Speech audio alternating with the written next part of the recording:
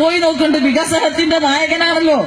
അവിടെ പോയിട്ട് തിരുമ്പോ എന്തേ നരേന്ദ്രമോദി വന്ന 100 ദിവസത്തിനുള്ളിൽ കള്ളപ്പണം മുഴുവൻ കൊണ്ടുവന്ന് ഓരോ പൗരന്റെയും അക്കൗണ്ടിലേക്ക് 15 ലക്ഷം രൂപ അണ്ണാക്കിലേക്ക് തിരികെ കയറ്റി തരുന്നു പറഞ്ഞു. ഇത് വന്നോ എന്ന് നോക്കുക. ATM കാർഡ് ഇട്ട് കുത്തി കളിച്ചുകൊണ്ടിരിക്കുക. 15 ലക്ഷം വേണ്ട, 15 രൂപയെങ്കിലും ഈ നാട്ടിലെ ഏതെങ്കിലും പൗരന്റെ അക്കൗണ്ടിലേക്ക് ഇട്ടുതരാൻ നരേന്ദ്രമോദിയുടെ ഗവൺമെന്റിന് സാധിച്ചിട്ടുണ്ടോ? അതൊന്നും വേണ്ട. ഈ നാടിന്റെ സൗകര്യത ഇല്ലാതാക്കിയില്ലേ? ഇറച്ചി കഴിച്ചു എന്ന് ആരോപിച്ചുകൊണ്ടാണ് മുഹമ്മദ് അഖിലാഖ് എന്ന് പറയുന്ന ഒരു മുസ്ലിം സഹോദരനെ ഇഷ്ടിക കൊണ്ട് തല്ലക്കടിച്ചു കൊല്ലുന്ന നാടായിട്ട് ഈ നാട് മാറുക. പ്രതികരിച്ചോ മുസ്ലിം ലീഗ്?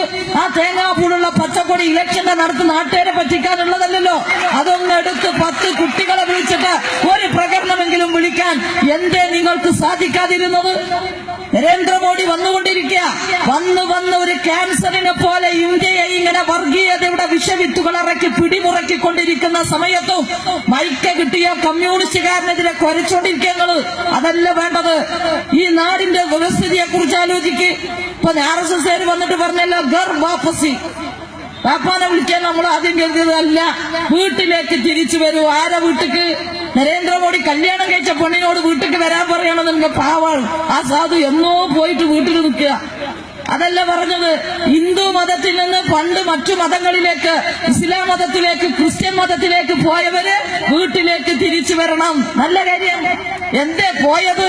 അതിനെക്കുറിച്ച് ഇവരാരെങ്കിലും അന്വേഷിച്ചോ?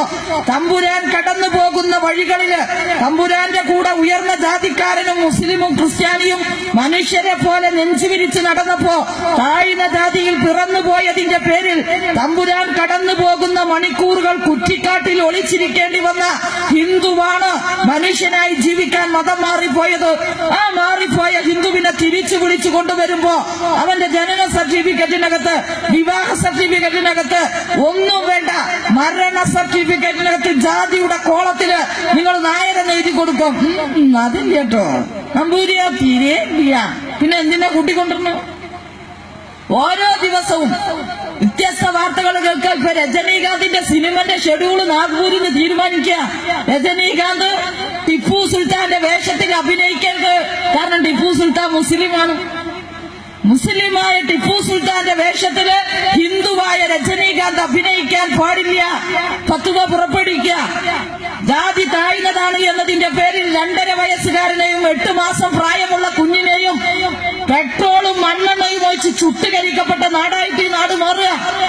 2.5